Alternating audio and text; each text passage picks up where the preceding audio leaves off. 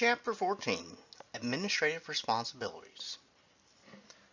Managing today's fire and emergency service organization requires many people, and sometimes with a variety of different skills such as logistics, personnel, finance, as well as personnel in terms of equipment maintenance and testing and things of that nature. Regardless of what size department you come from, as a company officer, you will be involved in the day-to-day administration of the organization. Sometimes some administrations, whether it be large or small, ask you, the company officer, especially at the captain level or the company officer too, to develop policies, procedures, budgets, purchasing, occasionally or on a regular basis, depending on the needs of the department and, of course, the size and funding. So it's important for you to be familiar with the overall process so when the time comes you have an idea of what needs to be done and how to do it. So that's what we're going to look at in this chapter. Granted, this is just a very small snippet.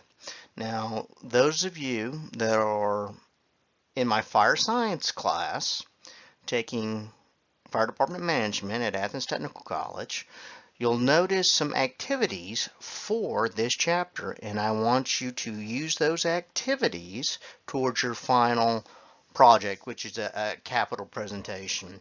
And please reference your syllabus addendum for the topic that it's going to be on. So pay close attention to learning activity 14-1 and 14-2. 14-1 is develop a policy or procedure that addresses an administrative problem. And learning activity 14-2 is for you to construct a budget. And of course, again, I want that directly related to your final project. So I'm trying to prompt you to go ahead and get cracking on it because you know it's due here in this is week 3, so week 5. So these are 2 key components that you need to have in that project so you can get a good grade. So let's go ahead and dive into this and get rolling.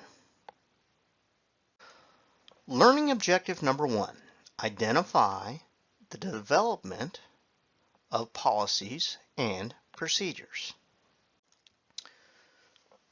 Now, policy and procedure development. Policies and procedures basically are something that is put into writing to outline the organizational expectations based on some sort of organizational model and the strategic and operational plans of said department.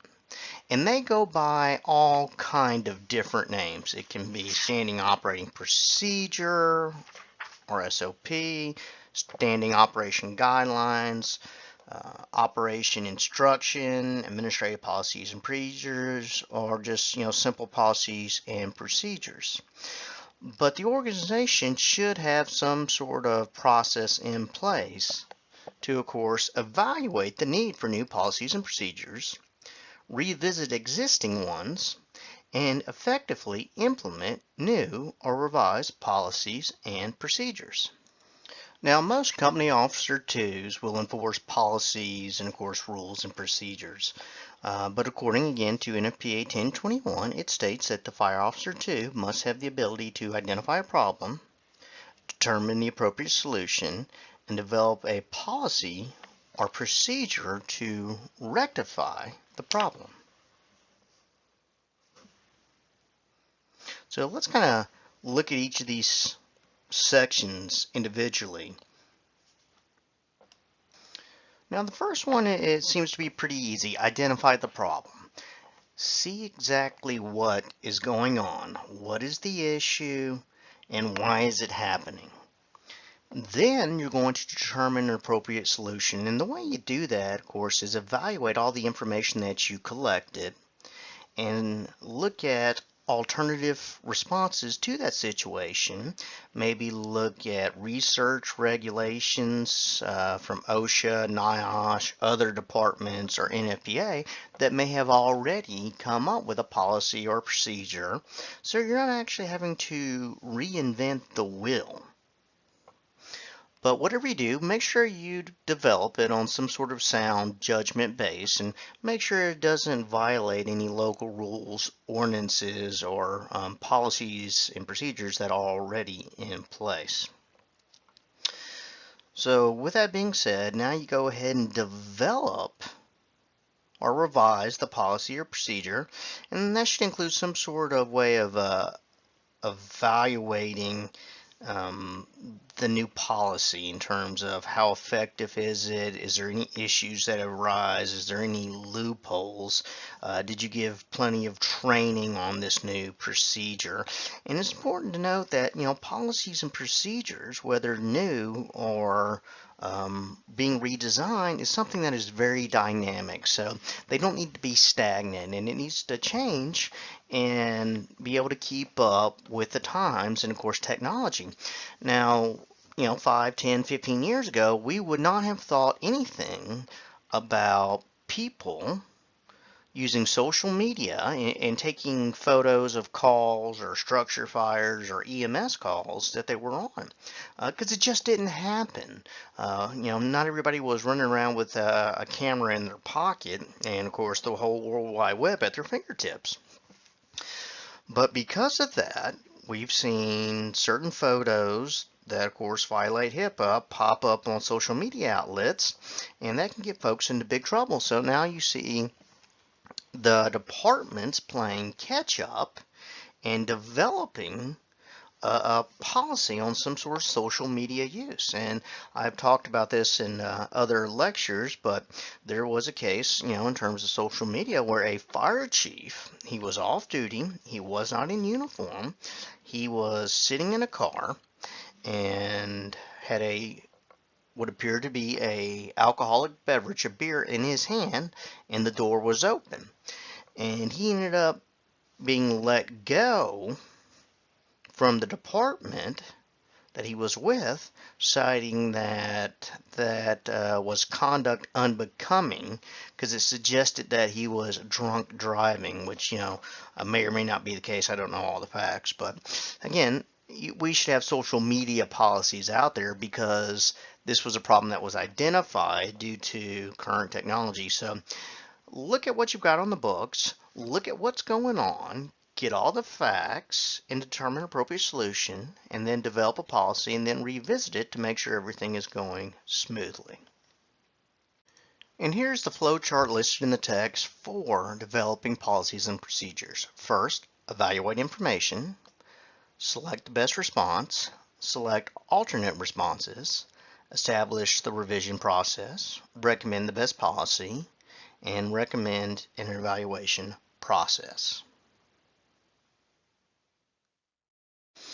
And of course, if you're not the authority having jurisdiction, ultimately it is up to the powers to be in how they plan to implement the new or revised policy or procedure. And of course, if you write it, don't be surprised if you're not the one having to conduct training on it. As a member of the command staff, you need to be familiar with the policy content, application, and effects, procedures for performing tasks, and policy application and enforcement. Now, with the policy and procedures, I'm a firm believer that certain ones you need to know by heart, and others not so much. But again, that depends on the department you work with. I'm a firm believer that you should be able to know where to find the information if a situation arises to address the appropriate policy and procedure. But obviously there are some that on a given day that a company officer should know like the back of their hand.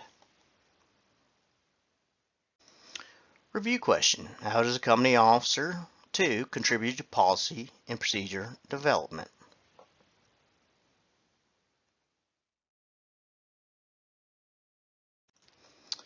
Again, here's your learning activity. Develop a policy and procedure that addresses administrative problem.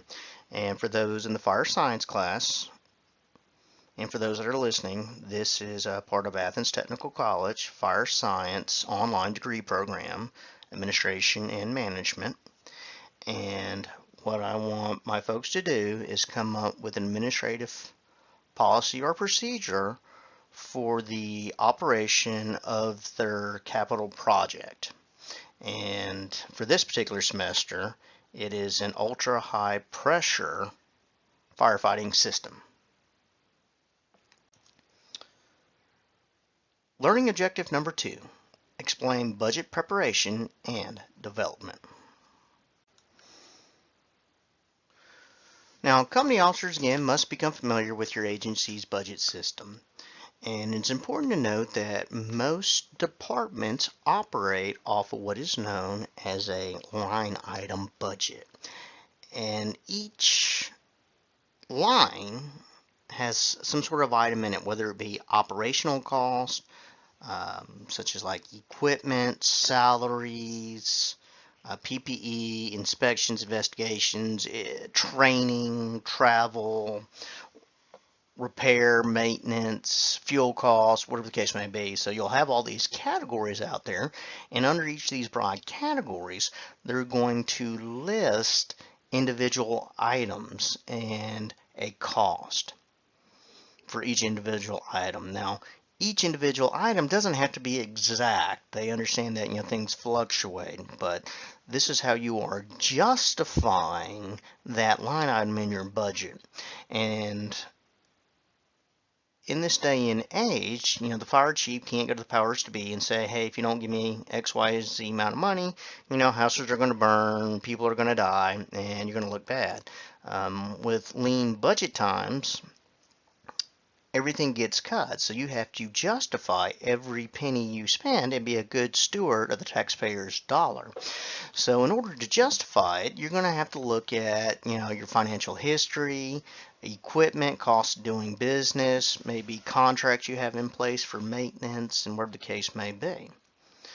But let's back up here for a minute. So as the company officer too, you may be asked to come up with a set amount or work within a set amount. So let's use the example of you're in charge of a station and they want you to come up with an operational budget.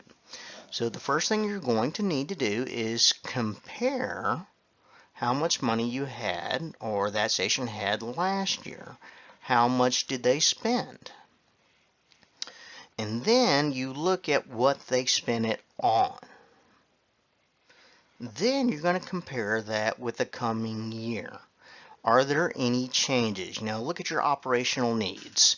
Has fuel costs gone up? Natural gas gone up? Oil, whatever you use, electricity, water. Look at all those things, and then look at other things such as maybe you need to repair a leaking roof or an AC unit is going out, or wherever the case may be. And then that's where that justification comes in. A lot of times you're going to have that set operational cost that you're going to deal with on a yearly basis, and you may bump it up 2 or 3% and just cite inflation, and no one's really going to blink an eye at it. But when you start putting in other things, you're going to have to justify it. And looking back at a budget, with that line item budget, that is a yearly thing. Now, sometimes you may have to come up with a capital budget, and that's a little different. A capital item is something that you're not going to buy, but every so often, like once in a blue moon. And that could be like a big ticket item, like a fire truck, or maybe a copier or hydrant truck, whatever the case may be. And these big ticket capital items are usually funded through some sort of special tax or fee. I know in some counties what they have is, any developer coming into a community and building a new project has like a capital tax. And that money that they have to pay, and it's based on some sort of mathematical formula, goes into a big pot for capital items. And those capital items are used to improve the infrastructure or services within the community as a reflection to this growing need by the developers coming in and building, strip mall or XYZ, whatever the case may be. So that's a little bit different funding source than your standard tax-based revenue from your homeowners. Now, as a supervisor, officers may be responsible for formulating budget needs for divisional projects. Like I was saying, the capital item, and here is a great example of one. So you look at the line item, personnel costs, new apparatus equipment, maintenance, repairs, etc., for an overall budget request of what I say, $10 million. So those are all items that can be, included.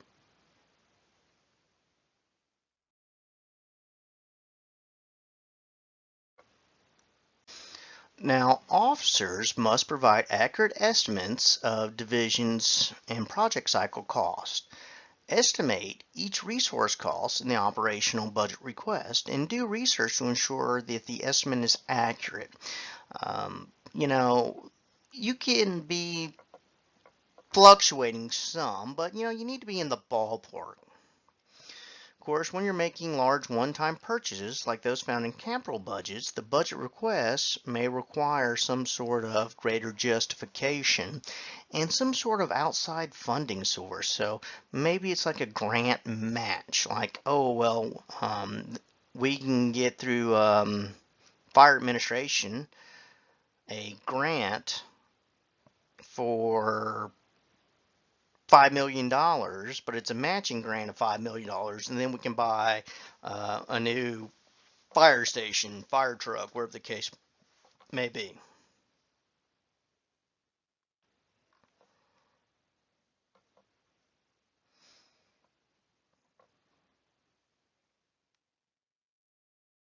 Of course, know the difference between an operational budget and a capital budget that we already talked about. Operational budget is, ongoing yearly, annually, and then capital are those large ticket items. Review question: what sources can be used to justify budget request? Learning objective number 3, describe the purchasing process. So essentially now we've justified our budget and now we are ready to go spend it. And unfortunately, or fortunately, take your pick, there are certain hoops and rules you got to go through when purchasing things. The purchasing process may be the responsibility of supply, apparatus, or logistics chief, county, city clerk, or members of the jurisdiction's central purchasing department. The officer, too, may be responsible for the purchasing material, equipment specific to a division or project needs. The responsible officer, or the person in charge, must ensure that the organization receives exact materials budgeted for and ordered. Expenses should be kept within the approval budget. Spend funds only on what the money was allotted for. And unfortunately, some departments do have these line item budgets, and that's how they justify it. But the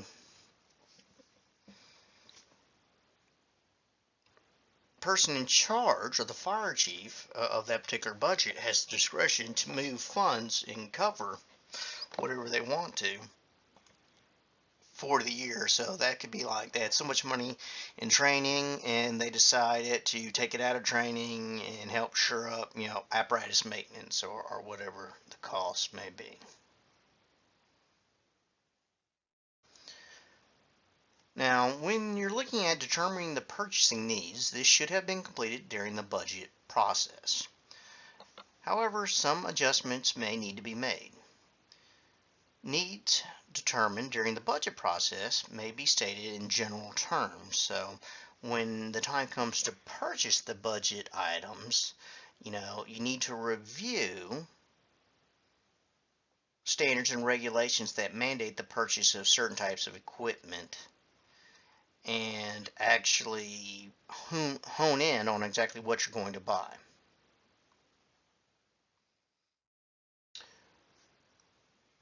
The next step would be review current purchases. Assess how well current equipment, materials meet your organization requirements, and determine if officers have quick access to them in adequate quantities. Of course, determine the amounts of funds available. Determine whether the organization has the needed, they always have needs, but necessary funds for the purchase. And they may need to be allocated or transferred. Sometimes you may need to cancel other purchases, and this just depends on what you're buying and what time of year. Now, most departments run off a fiscal year, and that's like June through May. Or you have other departments that run off a calendar year, and then that's basically January through December. So it just depends on your jurisdiction, but irregard, at the end of the budgetary cycle, everybody's going to be broke and nothing's going to get bought, spent, or fixed. Kind of like right before you get paid at the fire department. So when you are buying things, depending on your jurisdiction, you may have to contact numerous vendors. A lot of times, if it's over a certain dollar amount, and I'm just going to throw this out there, let's say $3,000 or $5,000, then they're going to want you to have 3 bids or 3 quotes. And then it'll be up to you as the officer to get 3 different quotes on the same item. And then you go with traditionally the lowest bid. Some departments have discretion on, well, we're going to go with the second bid. I know it's a little higher, but they offer, say, free shipping and a warranty, or whatever the case may be. So you don't necessarily have to go with the lowest bid, but you do have to justify whatever you do get. Now, with the budgetary process, when you're starting to look at higher expenses, you may have what is known as a sealed bid. And that's when the county or the department puts out there and says, okay, we want to privatize our EMS service. Or, let's say we're getting out of the ambulance business. So we want private companies to come in and provide this service. And then you put out what you're looking to get from them. And let's say 3 ambulances, 24/7, 365, blah, blah, blah, whatever the case may be. So they'll advertise this, request to all the vendors within the state or an area. And then the vendors will put together a proposal on, well, we'll do it for $2.5 million, and this is what you get. And then that's known as a closed or sealed bid, where nobody knows what the others are bidding. And the hopes is for the department or the county, whoever's writing the check, that, by doing this, they get more bang for their buck. And of course, you, as the company officer, may have to review over these sealed bids and see which one closely meets your needs the best for the most cost-effective amount of money. So that's just kind of a broad stroke to look at when you're purchasing.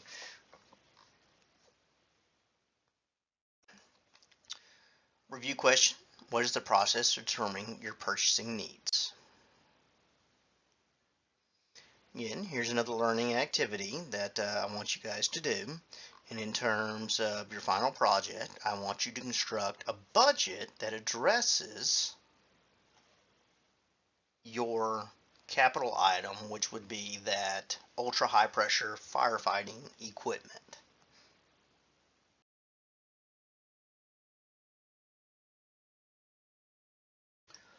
So a company officer must be familiar with the process of writing policies and procedures and must evaluate them to ensure that they are fair, equitable, and up to date. A company officer should also be familiar with the organization's budget and purchasing process, which are important and necessary functions providing services to the public. We can't help the public if we don't have the stuff to do it with. Okay, gang, so this is a relatively short chapter, but you have a lot of extra work to do on your own in terms of the budget and the operating procedure, so that's going to create a little time and a little work on your half. You also have some review questions to do for Chapter 14, as well as a couple of independent study assignments on the FEMA website. So if you have any questions, you can email me at aroberts@athenstech.edu, or you can give me a call in the office at 706-357-0162. Until next time, be safe and have a great shift.